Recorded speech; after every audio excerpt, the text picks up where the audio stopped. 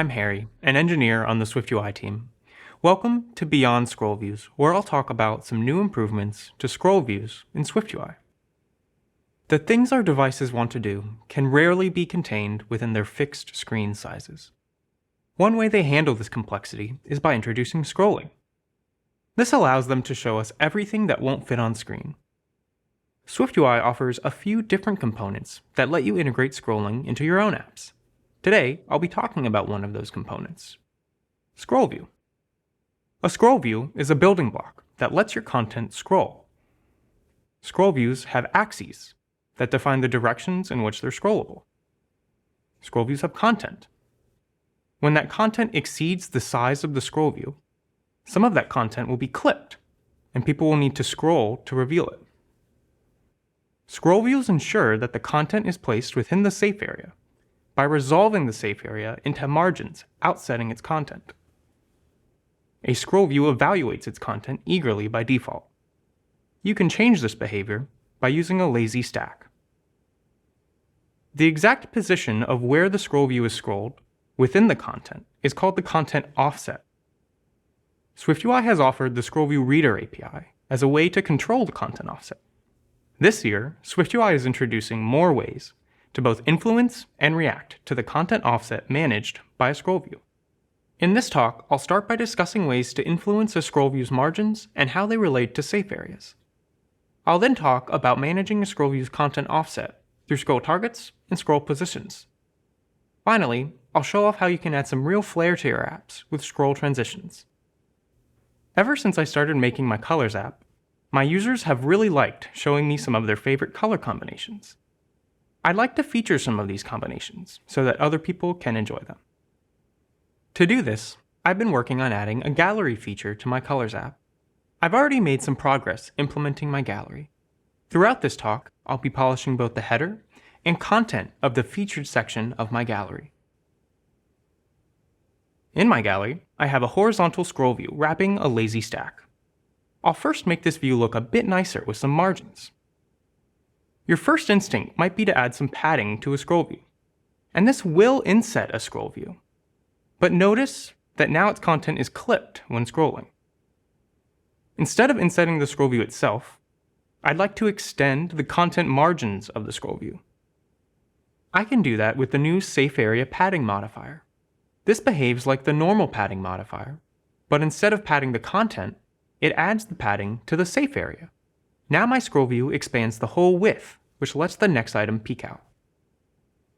Before I go further, I'd like to talk a little bit about safe areas in relation to scroll views. Safe areas most commonly come from the device your app is running on. They can also come from APIs like the Safe Area Padding or Safe Area Inset modifier. A scroll view resolves the safe area into the margins it applies to its content. This includes content you are responsible for, but also additional content that the scroll view is responsible for, like scroll indicators. This means it's not possible to configure different insets for different kinds of content just by modifying the safe area. If you want to apply different insets, you can use the new Content Margins API. This API allows you to inset the content of the scroll view separately from the scroll indicators, or inset the indicators separately from the content. Going back to my gallery, I'll update my Safe Area Padding modifier to use the Content Margin API.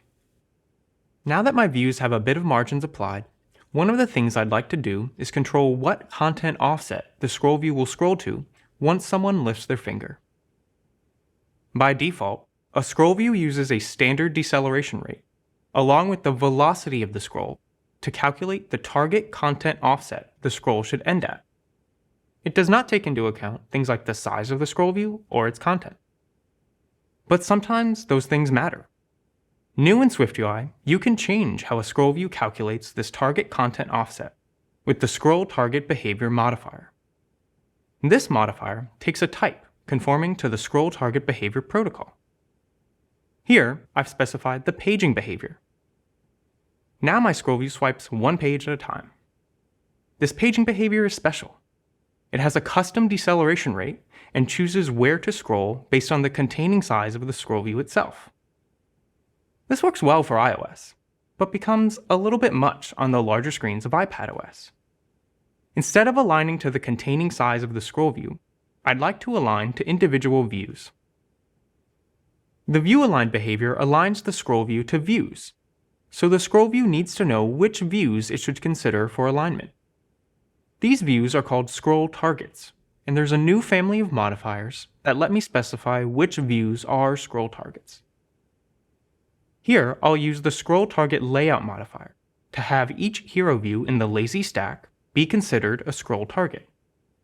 You can also mark individual views as targets using the scroll target modifier. But when using lazy stacks, it's important to use the scroll target layout modifier. Views outside the visible region have not yet been created. The layout knows about which views it will create though, so it can make sure the scroll view scrolls to the right place.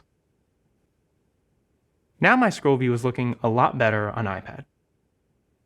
The paging and view-aligned behaviors are built off of the new scroll target behavior protocol.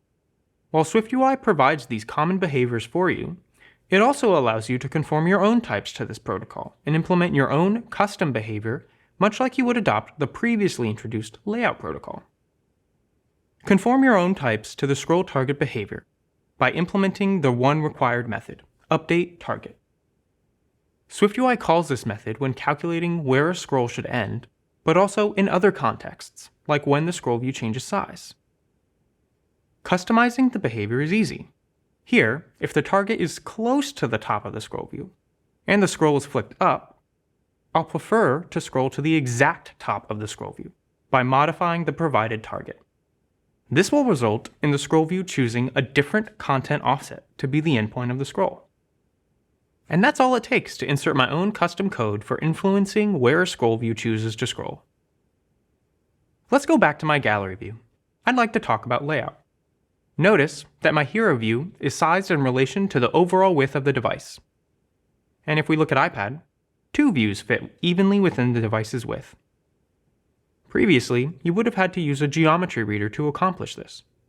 But this year, SwiftUI makes this much easier with new API called the Container Relative Frame Modifier. I'll show you how my hero view uses this API. I'll start with a stack of color views along with a frame modifier specifying a fixed height. I'll add the Container Relative Frame Modifier to my view. Here, I specify the horizontal axis, which lets the view just take on the width of its container. In my case, the container will be the surrounding scroll view, but it might also be the nearest column of a navigation split view or the window of your app. When the width of my container changes, the size of my views automatically update. I can create a grid-like layout of these views by providing a count and spacing.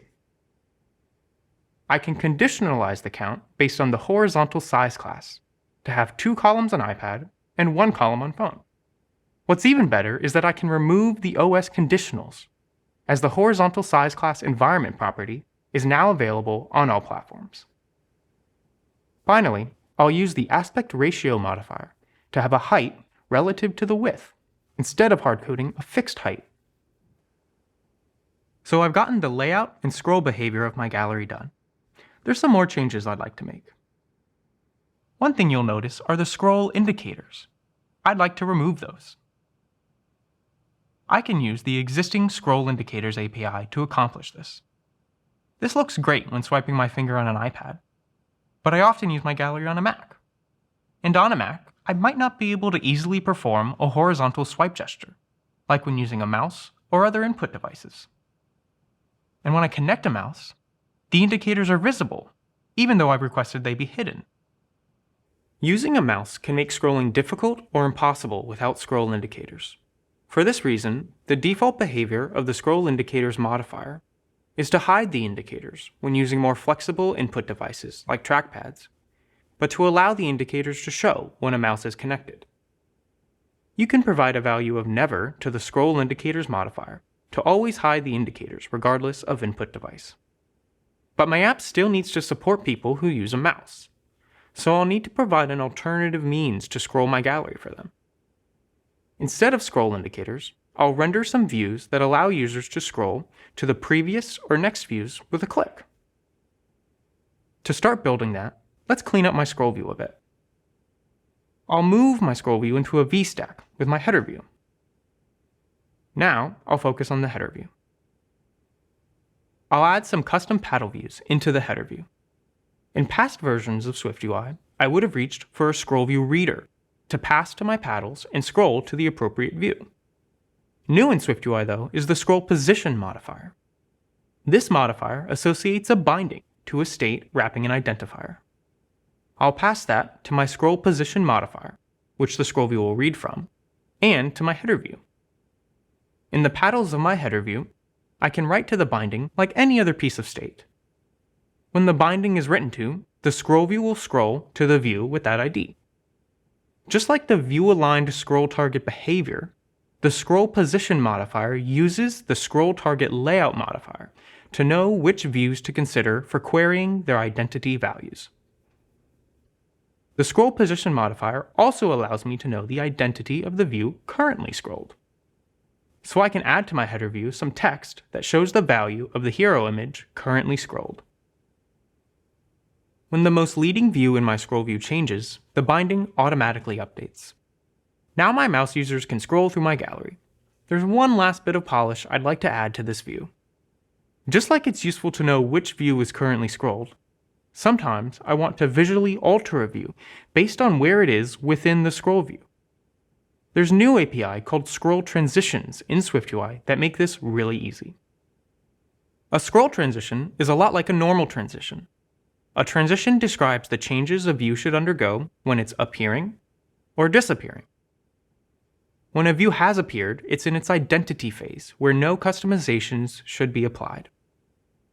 A scroll transition describes a similar set of changes as a transition, but instead applies those as a view enters the visible region of a scroll view and then leaves the visible region. By default, when the view is in the center of the visible region, it's in the identity phase of the scroll transition. Let's look at this in the context of my hero view. I'll clean this up a bit to focus on scroll transitions. As a view gets near the edges of the scroll view, I'd like it to scale down a bit in size. I'll start by adding the scroll transition modifier. This API takes content and a phase, and allows you to specify visual changes to the content based on the phase. Here, I'll specify a decrease in scale when the view is not in its identity phase. That looks great. Scroll transitions work with a new protocol called Visual Effect. This protocol provides a set of customizations for view content that are safe to use as functions of layout, like the content offset of a scroll view. Many of them might look familiar to you. You already know about the scale effect. You can also customize the rotation or the offset, much like you would with view modifiers. However, not all view modifiers can be safely used inside of a scroll transition. For example, customizing the font is not supported and will not build. Anything that will change the overall content size of the scroll view cannot be used within a scroll transition modifier. Wow, we've covered a lot, so let's do a quick review. We talked about the differences between safe areas and content margins and the relationship to scroll views. I showed you how you can use the paging and view-aligned scroll target behaviors to influence how a scroll view behaves, and how you can write your own conformances to the scroll target behavior protocol. You learned about how much easier it is to create layouts relative to their container using the container relative frame modifier. I hooked into the state of a scroll view using the scroll position modifier, allowing me to both programmatically scroll and be informed of which view is currently scrolled. And finally, I created visual effects based on the content offset of my scroll view with the Scroll Transition API. I hope you've enjoyed learning about these improvements to scroll views. Thanks, and have a great WWDC.